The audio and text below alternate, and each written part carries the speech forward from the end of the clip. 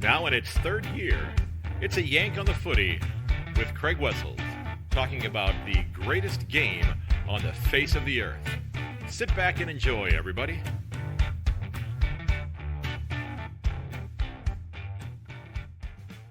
Hello, everyone, and welcome to episode 191 of A Yank on the Footy. I'm Craig Wessels, coming to you from Sandusky, Ohio, and thanks for giving this episode a listen. I will be sitting down in just a moment to talk with podcaster, radio host, former VFL announcer, and non-consultant, and that will make sense here in a few minutes, Neil Butler. Absolutely enjoyed talking with Neil. I've listened to him quite a bit in recent months and am absolutely fascinated by the work that he is doing. And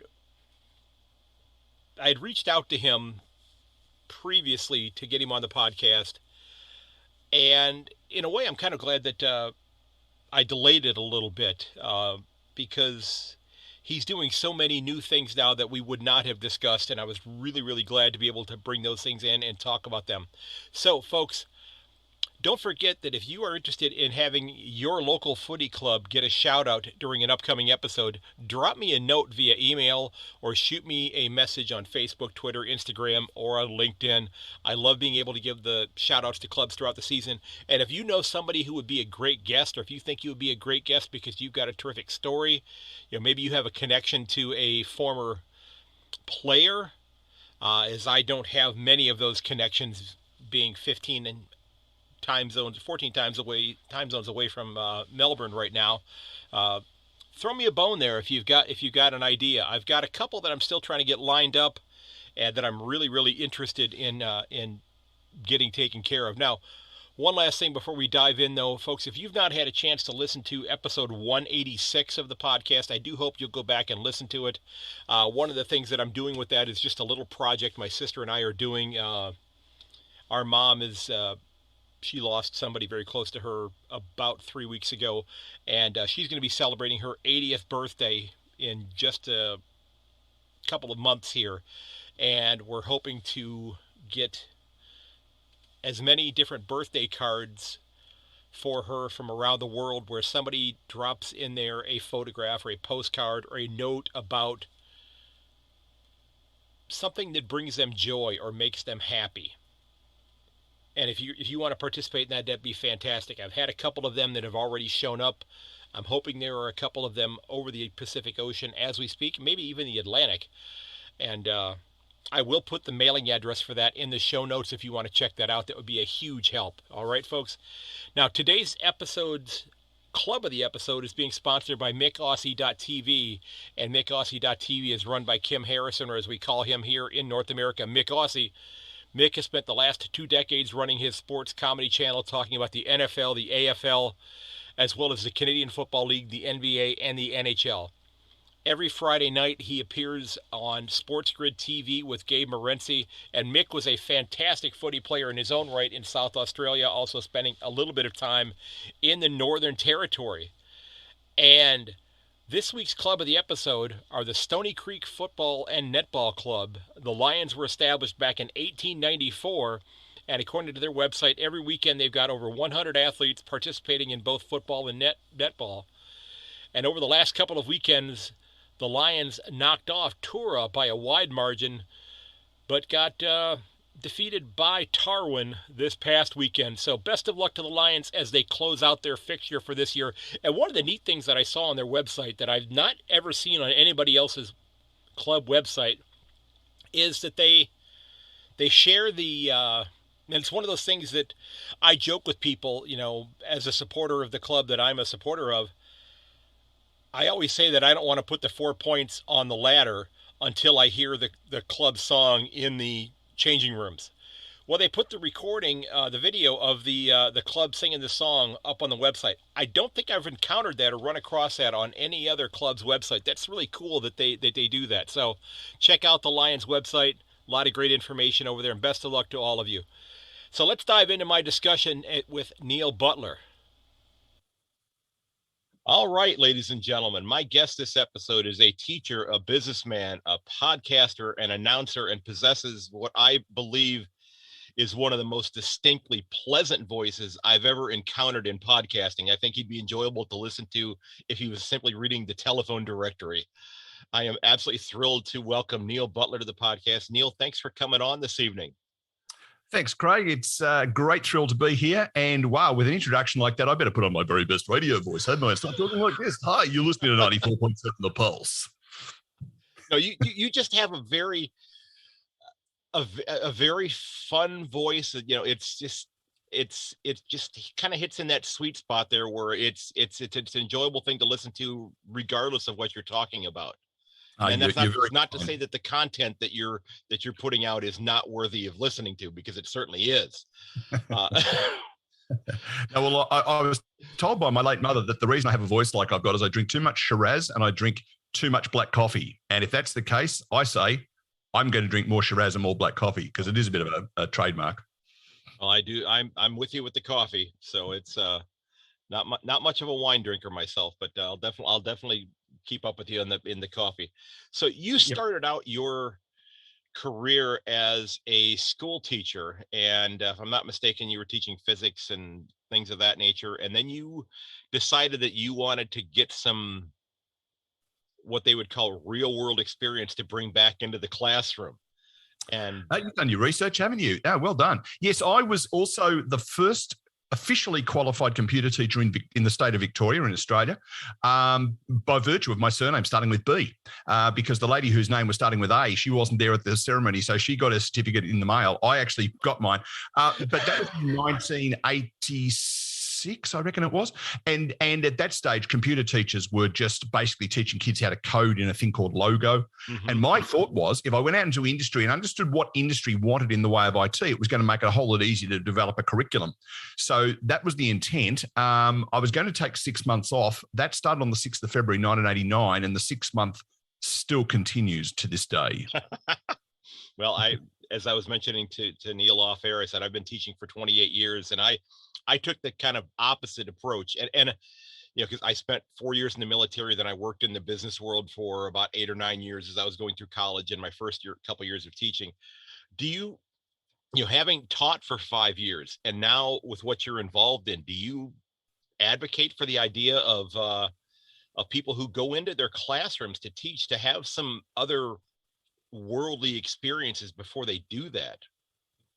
It depends on the subject. I think it also a bit depends on the person. I've got friends who started school when they were 5 years of age. They went through to secondary school at year 8, at the end of their 18, when they were 18 years old. They then went to university, studied for 4 years. Then they walked into a classroom and stayed there till they were 60.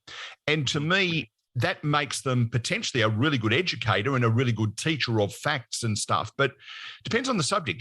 If you're teaching business studies, I haven't quite worked out how you can do that without having actually been in some form of business. Whereas if you're teaching physical education or you're teaching, mathematics, pure mathematics, you're probably less important, I would have thought. Mm-hmm. Yeah, I like the having the experiences that I had, being able to bring that into the classroom, and I think it's an advantage. But it's so are they holding your classroom for you, or have they moved on and said he's not coming back? I'm hoping that they are, because otherwise those kids that would have been sitting there in year 7 waiting for me to come and teach mathematics would now be in their early 50s. And they're probably given up all hope. They've probably let them out, for a bathroom break or a kick of the football at halftime. But otherwise, no, I think it's all over. So you've, with your business background, and you have so many different things that you're involved in, you've started, and it evolved into what is now known as Untypical. Mm-hmm. And it's you say that it's not a consulting firm, which is because it sounds like consulting kind of sounds like thou shalt do it the way we suggest. You're there to kind of say, okay, let's see how the river's going to flow, and it's going to get you going in that direction. Tell us a little bit about what your organization does. Well, primarily the organisation is me, but it sounds a lot better if you sound it like it sounds like an organisation. There have been people come and go along the way and done work for me on contract and sort of under license, if you like. But in my mind, there are consulting firms who the saying is that, you know, a consultant is someone who comes and tells you the time using your watch. And I don't want to be a person who comes in and creates a methodology or a protocol or something that everyone's got to stick to, whether or not it's the right thing. And whereas I tend to work on the basis that, it's the old GSD methodology, which is get stuff done, or you stick in whatever other S word you want to put in the middle there, but get stuff done. I'd much rather get to an end result and say, guess what, we're all happy, I'm moving on to the next place, than sit around putting a methodology in place that we all have to trip over. And so my thinking was described by someone as being really quite untypical. And so the business started off as untypical thinking. As it may become evident now, I've also got a couple of ideas around media and podcasting and all that sort of stuff. So I end up with untypical media. So I end up just changing the name to business to untypical. Okay. And as I was reading through the website, which I'll link in the show notes, you know, I saw the word simplicity and pragmatism show up, and I love that word pragmatism, because I don't think it gets used enough anymore. Yeah, the line you just shared there with about, you know, telling you the time with your own watch. I've never heard that before, but that just makes sense, because I joke with the school district where I teach. You know, we have our what we call our building leadership team. And it's a group of people that will meet every, you know, couple times a month to talk things out. And I joke that, being as old as I am now, that I have secretly started what I call the BPT, the Building Pragmatist Team, which is the group that sits at our meetings and goes, we tried that crap years ago. It didn't work then either. Yep. I'm hearing you. And I think, you know, by the way, we've now had 87% of all consultants turn off because they're now feeling like we're having a crack at them. We're not. Well, we are. But I think the thing also is that, you know, if you sit around just sort of pontificating about stuff, it generally ends up more complex than it was. So there's a blog post somewhere, I can't remember, I've got that many blog posts and podcasts and stuff, where I describe myself as an anti-complexificationist. And so instead of simplifying stuff, people like to complexify things. So I assumed that a simplificationist, the opposite would be a complexificationist.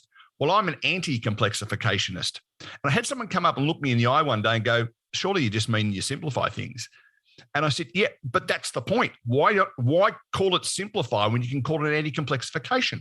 You know, it's that whole irony, you know, and it was lost on him, I've got to say.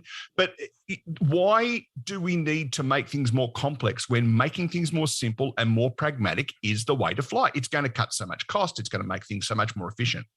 Wasn't that one of the songs from Mary Poppins? It may well have been. Okay, or supercalifragilistic, whatever. But I think anti-complexification is slightly longer and has more syllables in it. Yeah, it's. I think you're right. It's things tend to become complex when they don't need to be, and it's yeah, and it kind of dovetails into to one of the other things I really wanted to talk about with you today is the fact that you are a very prolific podcaster, and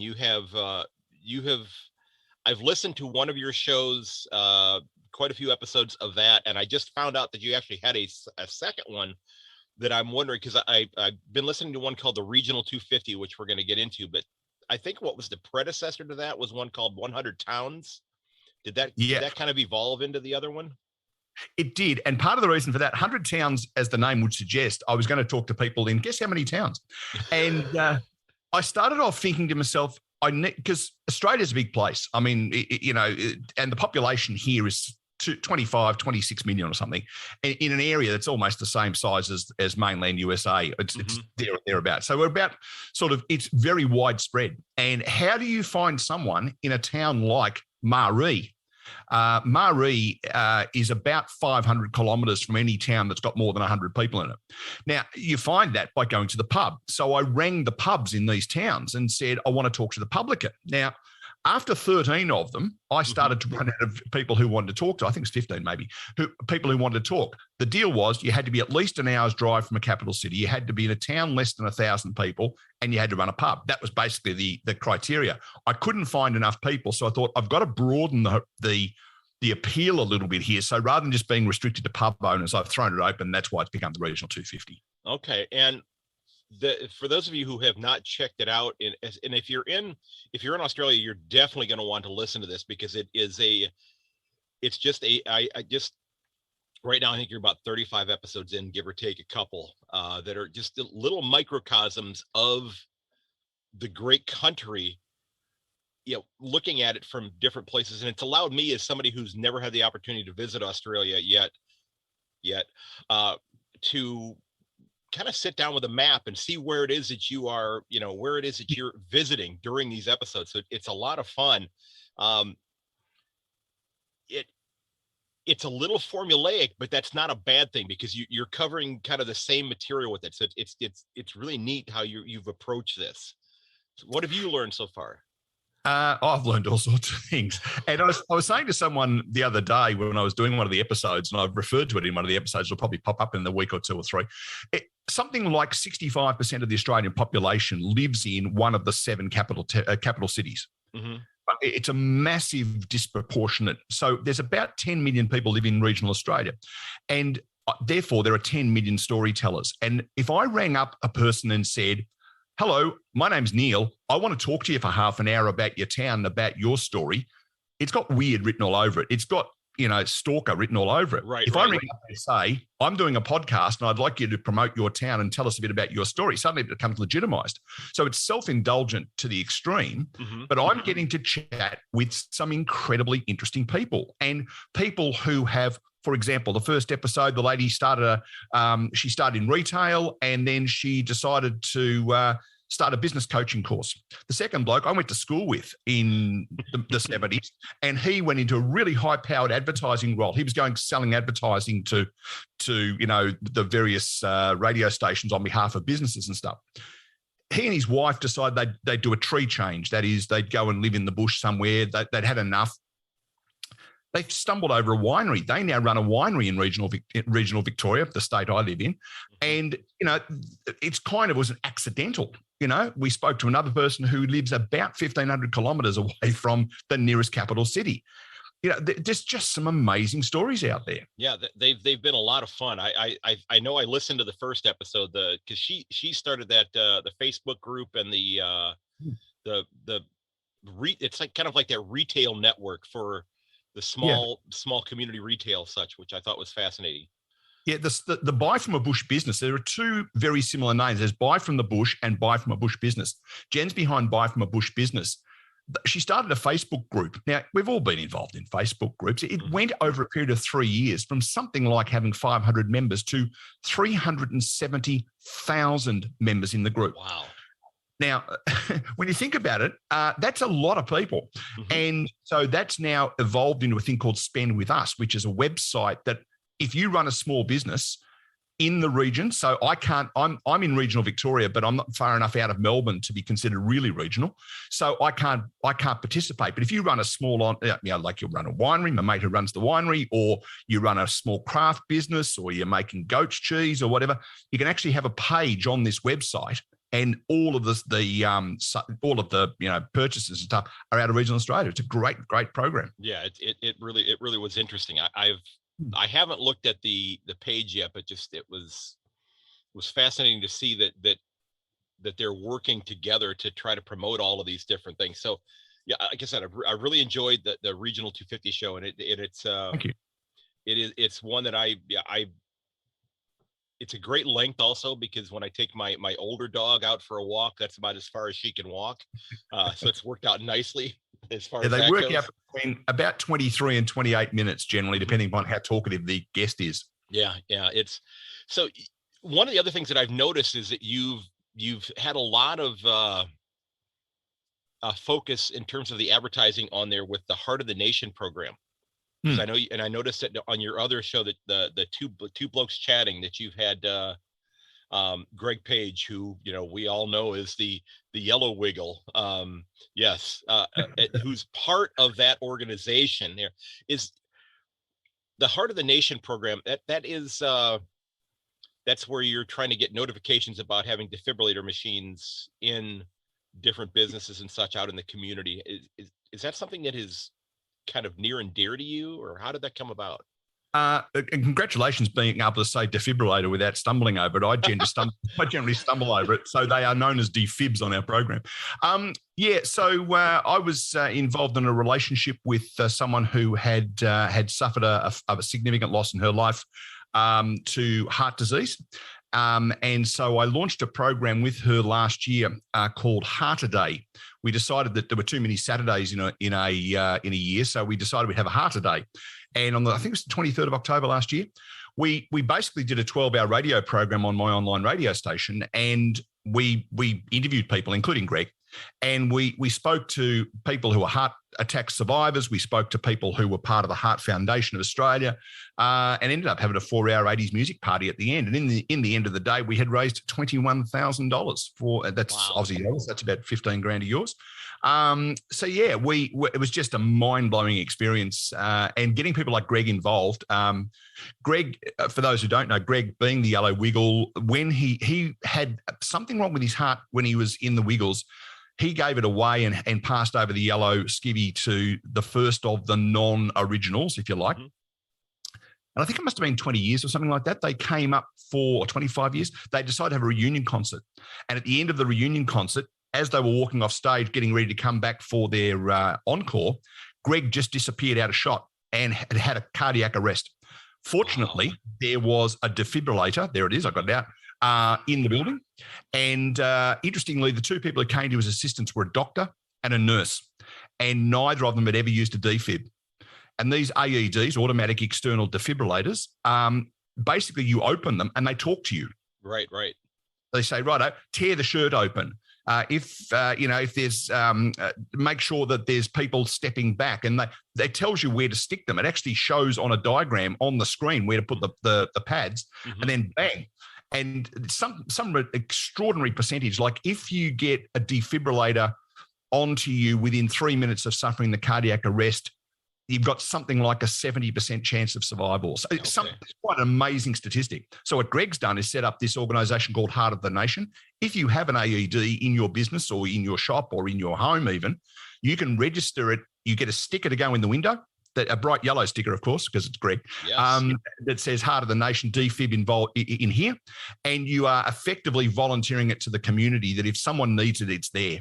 And there's also an app that goes with it that right now I know that my local supermarket is the closest place for an AED for me. It's about 1.2 k's from where I live. Okay. And I remember hearing something about him having that episode during the concert. I remember seeing that. And it's great to know that he's doing well and that he's gotten himself involved in this. Of course, I have seen the Grey Wiggle commercials on television with Simon Cowell, which I think are hilarious. But it's Well, of course, the first non-red, green. Sorry, was it red, purple, blue, and yellow? The first one was Kylie Minogue, who was a pink wiggle. Kylie being, of course, an Australian performer and has taken the UK by storm. But so she was the first one. She was the pink wiggle. And so the grey wiggle is the most recent one. Yes, yeah. Which I think gray is a perfect color for him.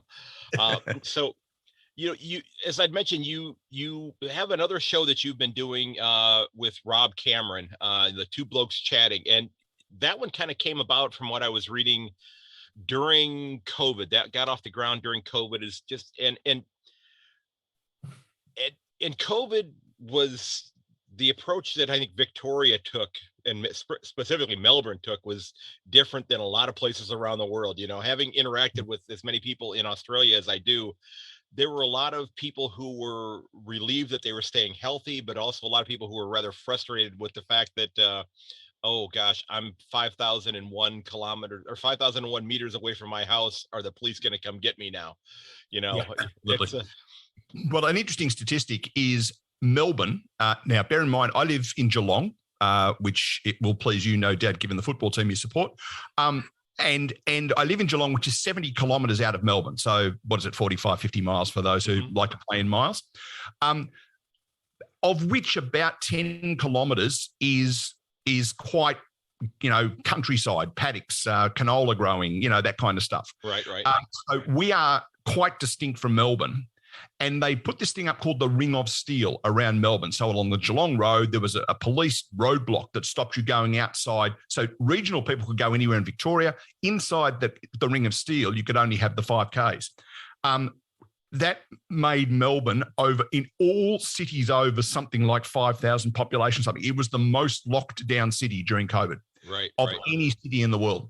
So there was a sense of frustration, and it was pretty nasty, I've got to say. Fortunately, my daughter lives in regional Victoria on the other side of Melbourne. I could visit her by driving through Melbourne. I just wasn't allowed to stop. Wow.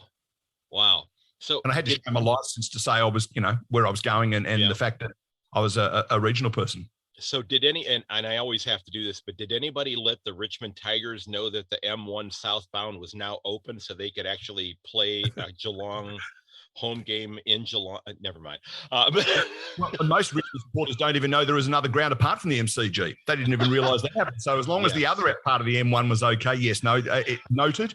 And as a Geelong business person, on a serious note, it's something that makes me really annoyed, because when Geelong plays at home, or there's an event at Cardinia Park, which is about 3 kilometres from where I live, that's the home ground for Geelong. We had the Foo Fighters out here about 3 or 4 months ago and did a one-off concert. They flew to Melbourne, came and did the concert in Geelong, went home again.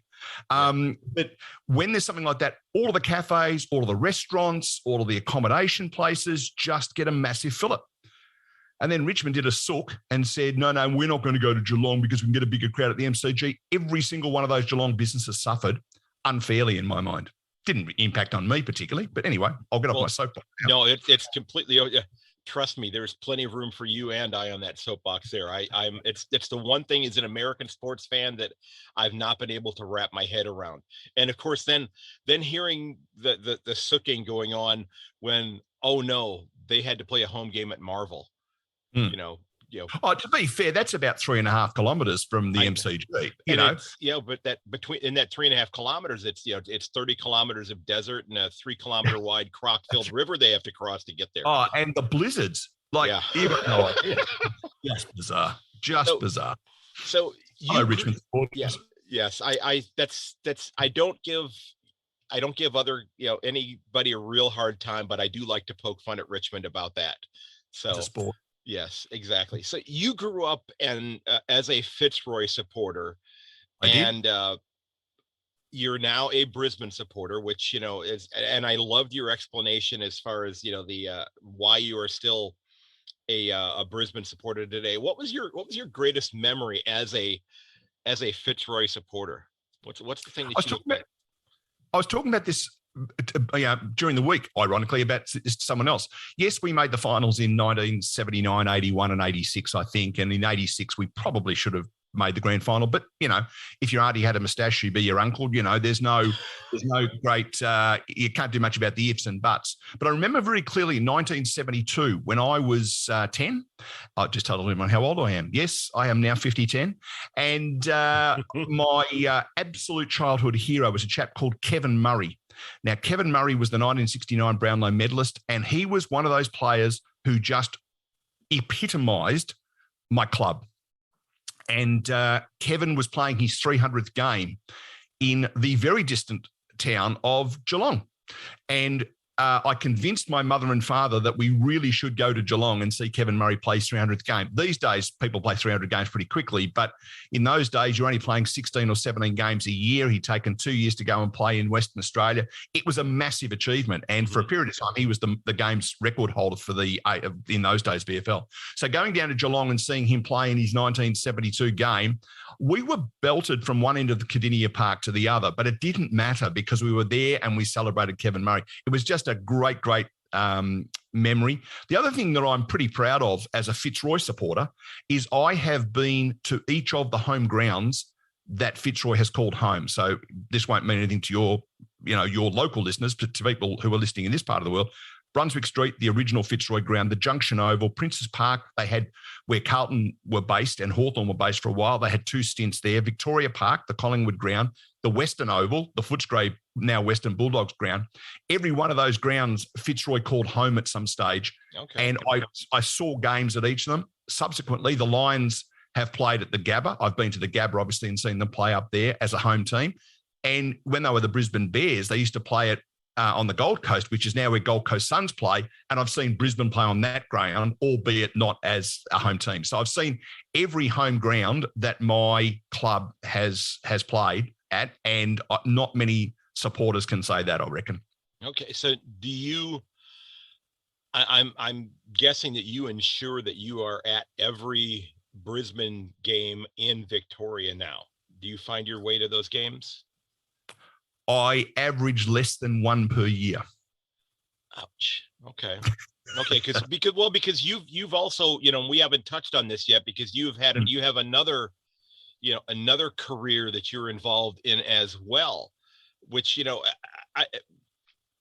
like I said, you're kind of a Renaissance man in terms of using your voice, because you, and before I go on to that, I do want to mention here real quickly, and I don't know how much television you watch, but there's one TV series that I've watched that does pay tribute to Fitzroy.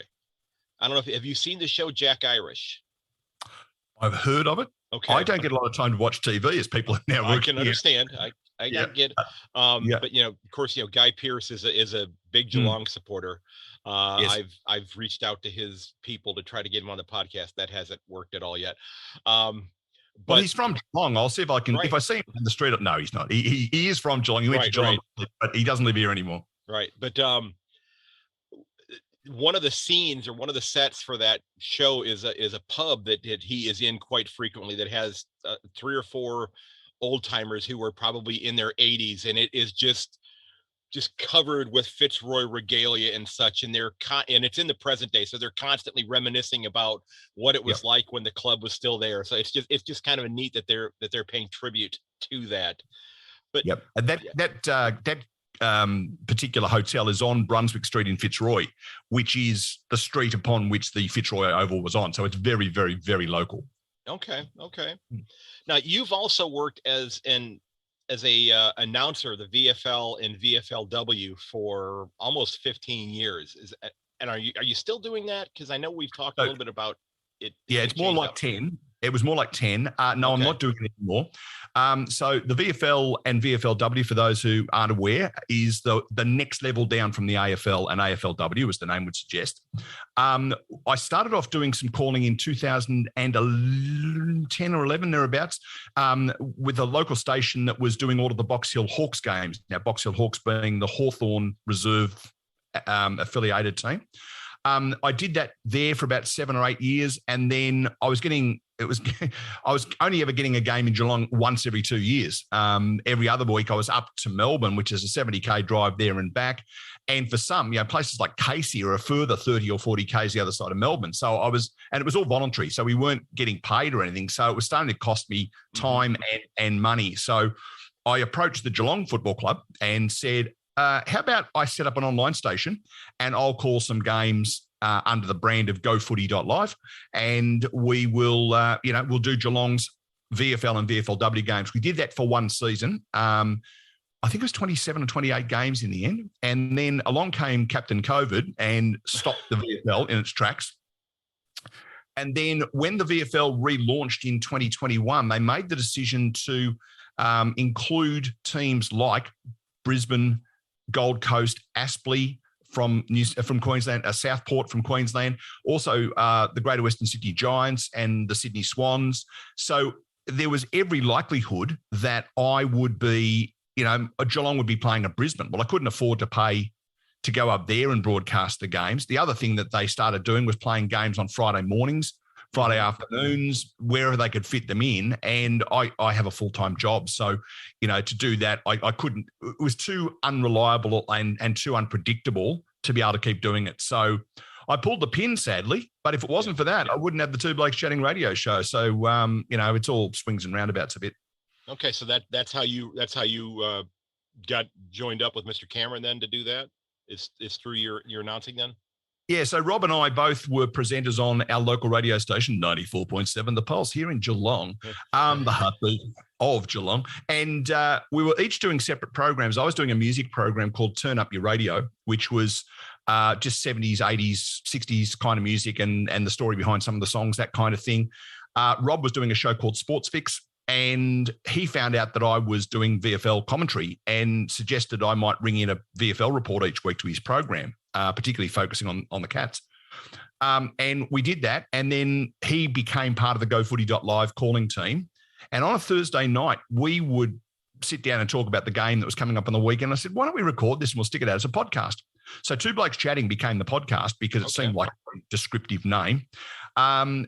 We did that for the season. Then at the start of 2020, when COVID hit in Melbourne and Geelong, the station decided that they only needed 2 hours, or they only wanted 2 hours live broadcasting each day.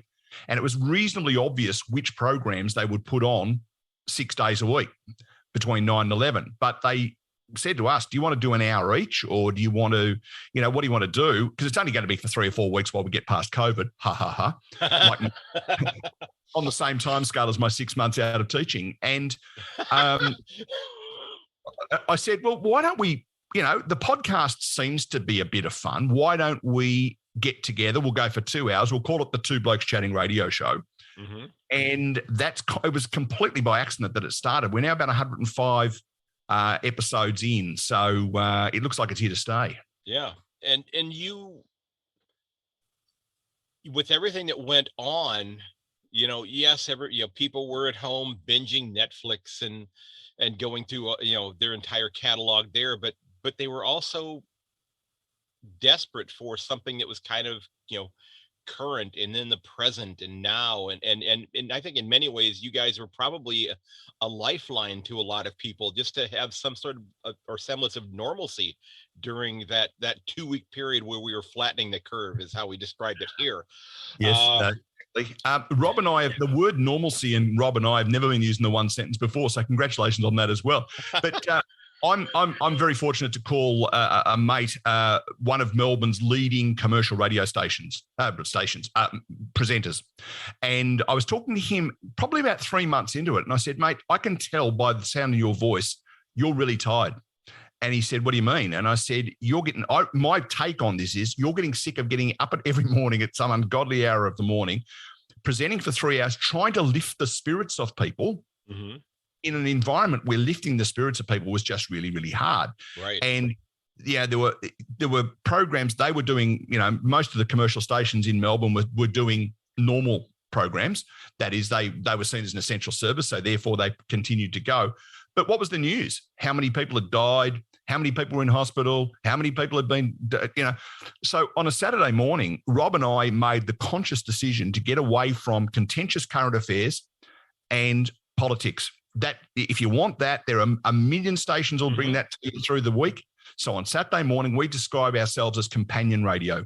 It's the kind of thing that you can sit down with a cup of tea on the back veranda and just listen to two blokes chatting.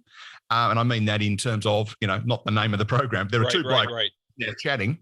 And we kind of make it sound a bit like if you were sitting in a pub and there were two guys sitting at a table having a glass of something cool on a warm afternoon, and they were chatting about stuff, and you sat down at the next table and listened in. It's that kind of conversation. Or maybe we'd invite you into the conversation, have a three-way chat, and that's pretty much the basis of the program. I mean, I love the concept of that. I mean, that's and I really think that it was something that you probably did help get people through this, and are even the aftermath of it today are probably doing that still. Go ahead. Yeah, I think you're probably right, and it's very nice of you to say. I think what happened was, when you're sort of jammed in a room and you haven't got any option but to listen to us, that everyone was sick to death of Netflix and Foxtel and all those other things. They'd watched the 2001 and 2002 grand final over and over and over and over again. They were sick of that. I keep using the program name. I don't mean to. Two blokes chatting on the radio on a Saturday morning, keeping it amusing, entertaining, informative, I think was important. And they've kind of stuck around, which is nice. Yeah, that's terrific. Now, I had one more kind of footy related question that I wanted to toss out at you here before we wind down here. You've been a footy fan for almost 10 years. I like that because I just turned 59 a couple of days ago. So I'm looking You're getting far behind. Yes, I'm actually looking forward to being 60 because my dad died when he was 59. So I want to get 59 over with and move on to 60. Fair enough too. Yeah. So if you were given Brad Scott's job or Gil McLaughlin's job, and it's up for grabs right now. I do that on Thursdays. I could just squeeze in with everything else I'm doing. Yeah, exactly. So is there a rule change that you would love to see implemented in the game that would be maybe pragmatic? I'd like them to have less rules, to be honest. There's a rule that used to be around when I was a boy called push in the back. Apparently, it's still in the rule book, but it never gets paid. And I understand the game has changed dramatically over the last 50 years, clearly, where in the olden days, it wasn't so much about whether you won the game as to whether you won the fight. It was a brutal game back in those days. And for those who are listening, you've probably seen a bit of AFL type footy, but no helmets, no padding, no nothing, just a pair of shorts, a pair of boots, and a very flimsy jumper. So, the old head is sacrosanct kind of rule has taken precedence, and concussion, and I absolutely agree that that's a great idea. But some of the things like when someone gets a shove in the back, pay the free kick. When someone gets the ball and throws it to their teammate or passes it to their teammate, call holding the ball. Let's actually use the rules that are already there. I think that the 666 has been good for the spectacle. So I think having the game a bit more open. There was some talk at one stage of going back to the old VFA, which was the predecessor to the VFL rule, where they only had 16 players on the ground rather than 18. You didn't have the two wing players. I think that would open the game up, but I think it would take something away because I think those roles are really important for the transition of the ball from one end of the ground to the other. And I think also you would probably see a little bit of a push from the players' union. Yes, absolutely. About having fewer people employed in the game. You can put two more on the bench and they'd still get paid. I think the other thing that I would do outside of the actual on-field stuff, and we talked about this on the Two Blokes Chatting a couple of weeks ago, there is a real disparity between the world as what they call interstate sides. What they mean is non-Melbourne based sides and Melbourne based sides. So every year you play everybody once, and there are 5 other teams that you play twice to make up the 22 weeks. Right. When the season starts, I would like to see the first 5 rounds being played amongst the 3 lots of 6 on the ladder. So the top 6 teams, the next 6 teams, and the bottom 6 teams from the previous season. Have the first 5 rounds where they all play each other. That means that they're going to be, all 5 games are going to be, all 9 games across the 5 weeks are going to be reasonably close because they're going to be kind of pitched against teams that they were kind of the same as last year. Now, Carlton have flown up the ladder this year. Terrific. That means they get that extra game against the not so good teams. Then the other 17 teams, you play everyone once. So the teams that you play twice are the 5 that were in your 6 last year, if that makes sense. No, that makes complete sense, yeah. And then the teams you play once, so Brisbane plays against Carlton once, the following season they played on the other ground. Mm-hmm. So if it's in Brisbane one year, it's in. But the problem we've got is Essendon and Collingwood have to have the Anzac Day game. Melbourne and Collingwood have to have the Queen's Birthday game. Hawthorn and Geelong must have the Easter Monday day. Richmond and Essendon must have the Dreamtime game. If you noticed anything about all of those teams, every single one of them is based in Victoria. Mm-hmm. That's a good point. Right? So it's this VFL thing. So I think 2 things I'd do with the fixture. One, I would make sure that the first 5 rounds are competitive because everyone wants to sell memberships. Who wants to get to round 5 and have their team sitting on the bottom with a percentage of 60%?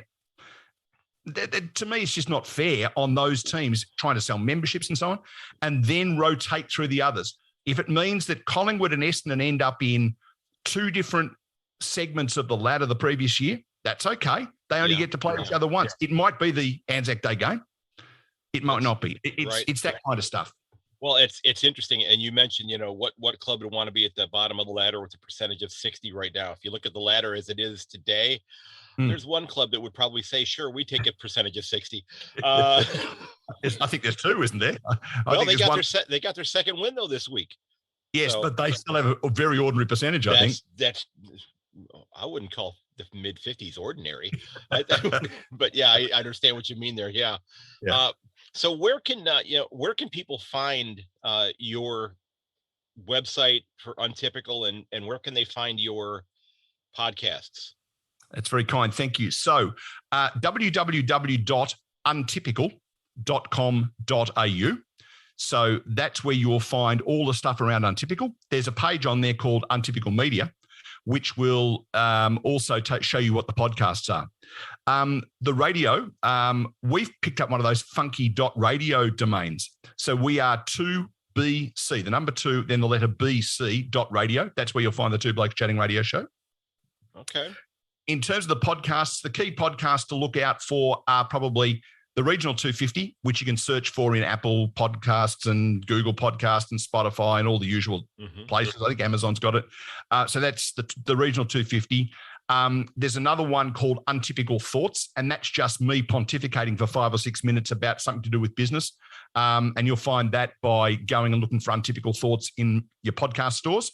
And here's a breaking news. There is a new podcast. I'm going to take a break after 50 episodes of the Regional 250, and I'm going to create a new podcast, which is very much in the pre-productions, called My Birth Year.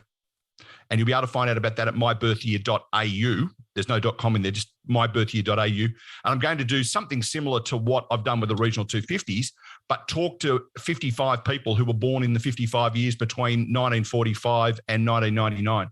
And it'll be about what do they remember from their days as a kid, what was the popular song when they were born, all that kind of stuff. So that's the next one that's going into pre-production very soon. Well, that's one I hadn't heard about. That's great. That's it's breaking news. I've just announced it worldwide. It's the worldwide launch right now, right at this minute. Well, hopefully a few people will still hear about it. No, I'm but it's so that's about a month or 6 weeks away at the moment. Okay. That's I love that. I love that idea. That's because there are so many, and I find, I'll be honest with you, I listen to pretty much footy podcasts and true crime are kind of the genres that I'm into. Although, like I said, I have discovered your other one, the Regional 250, which I've really enjoyed. But it's there are niches out there for everybody in terms of podcasts. So you can and you have to find that little crevasse, that little avenue in there to try to find your listenership there. So, Neil, I want to thank you so much for taking time out of your Wednesday evening. This was a lot of fun. Thank you. Thank you for the invitation. No, happy to be here. Oh, the other website, if I can just plug this one as well, is podversations.au. Okay, and I hadn't mentioned that. I actually had that written in my note that my notes. I said I do love that term that you use on there when you're having a podversation rather than a conversation. I did write that down and I forgot to mention that there. That's okay. So podversations.au. There's no .com in there as well. So no, very much appreciate the opportunity to chat to your audience. As you've worked out, I don't mind a chat. And so that's the whole basis of why podversations rather than podcasting. I don't like people who pontificate. They just sit there and tell us everything they need to know. Everyone's entitled to my opinion, that kind of stuff. So, the podversation concept. By the way, if you want to bring together those, the genre of footy podcasts and true crime, just have a look at some of the games that Brisbane play. Some of the losses we've had have been true crime. I'm just going to say that while I can. Well, we were recording this a few days after the trip to Melbourne. That was the one game I did go to this year. Well, and I'll be honest, I tipped Brisbane in that game. I did. I tipped them to win by 10, but they lost by 10 goals. 15. It was an absolute shocker. Never mind. I was very surprised by that because I just released a new episode last night. I wanted to see what Melbourne was going to be able to do without Max gone. I mean, it was a prove it to me, and they proved it. Luke Jackson played a terrific game. Yeah, I think the upshot of it was the ruckman plays an important part, but when the ball gets down from 3 metres, the midfielders come into play, and Brisbane's midfielders combined just had a shocker. There were 2 or 3 of them missing, and Melbourne just decided. I think they had a point to prove after the previous 3 weeks. It was just unfortunate we turned up that day, or didn't turn up, as the case may be. Yeah, I think had it been a lesser club than Brisbane, we might have seen a triple-digit loss by whoever that happened to be. Loss anyway. They kicked 13-22 or something. So it was a the only positive I could take out of it was the last time I saw Brisbane play that badly was in round 7, I think it was, of 2001 against Carlton at Princes Park. It was an absolutely disgraceful performance. They peeled off the next 16 games in a row and won the grand final. So I'm hoping that's what's going to happen this time around. Well, there you go. That's that would be my favorite player plays for Brisbane. Okay, he's the person that actually that pushed me into becoming a Geelong supporter, Nakia Kakatu. Oh, okay. Well, he's not playing at the moment. He can't get a run. Right. But yes, he's on the list. Yes. Yeah. Well, another one of your ex-Cats, a bloke called Lincoln McCarthy. Yes. He goes all right. Played 27 games in Geelong over 7 seasons. In the 3 seasons he's been in Brisbane, he's played about 60. Yeah. I sponsor him. So Link and I are mates, which is good. So I get the chance to catch up with him a couple of times a year as sponsor functions. Yeah. Yeah. He's been phenomenal for them. And a really young man too. Yeah. He comes from regional South Australia. Really nice fella. Yeah. All righty. Well, ladies and gentlemen, again, my guest has been Neil Butler, and I will be providing all of the links that we discussed in the show notes. And again, Neil, thanks so very much, sir. And I hope you have a fantastic rest of your week. Thanks, Craig. It's great to be here. Great to be anywhere at my age. And we'll chat again, no doubt. All right. Thanks a bunch. Cheers, mate. Cheers. All right, and a huge thank you to Neil for taking time out of his schedule to sit down and chat. He's a great man, and as I said at the beginning there, what an absolutely wonderful voice. Okay, and I'm not trying to be patronizing. Just I could listen to him read the phone book or a dictionary. Just a dynamic voice, and he's doing so many terrific things right now and telling so many wonderful stories about Australia that, quite frankly, you didn't necessarily know that you needed to hear, but now that you've heard them, you're darn glad that you did, because I think it's the kind of thing that helps to galvanize or bring together such a vast country, because so many people in the population live in the major metropolitan areas. It's great to see what's going on in some of these small areas. Now, folks, don't forget that if you want to help out my podcast, head over to my website, yankonthefooty.com. You can get on the mailing list, which I hope that you'll do. You can leave a review for the show there if you'd like to do that as well. That's a huge help. Lets me put that out on social media and tell other people what folks think about the show. And if you want to help out the show monetarily, you could certainly do that. You can click on my Buy Me a Coffee button there as well. Or you can check out the store page, which is up at the top as well. And every episode of the podcast is over there. There are links to listen to the show on Apple Podcasts, Spotify, Stitcher, you name it, there's a link for it there. So, folks, again, I do hope that you'll head over there and get signed up on the mailing list so that when a new episode comes out, you'll have it in your inbox as quickly as possible. Now, ladies and gentlemen, I close out every episode asking you to look out for one another, to check up on one another, to let your friends know that you love them. And I'm sitting down recording this snippet in the evening after I attended yet another funeral of a former student of mine, a former baseball player of mine. I mentioned this, I believe, in a previous episode. This is a young man who played baseball for me for a number of years, who I had known since he was about 5 or 6 years old. And he passed away last weekend as a result of a drug overdose. And as I had mentioned when my son was in the 8th grade, that there were 13 players on the team that he and his friends played on, and myself and one or two other coaches were coaching. We've lost 4 of those young men, and they would all be about age 25 right now. So please look out for one another. be careful with the choices that you're making in life. Make good choices. I'm not telling you to do things. I'm not telling you not to do things, but there are a lot of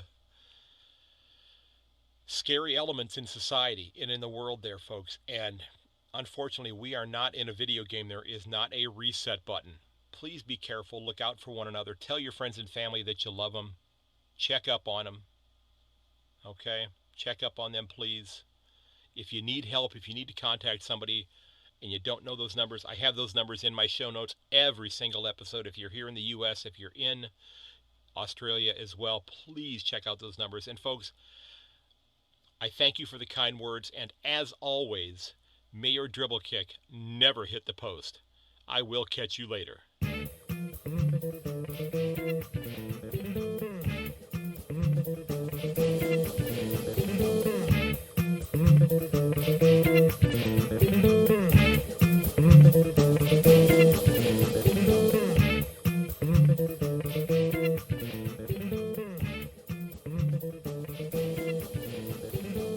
This has been episode 191 of A Yank on the Footy. Again, you can reach me at any of my socials, on Twitter at Yank_Ron, a Yank on the Footy podcast over on Instagram, a Yank on the Footy podcast on Facebook as well.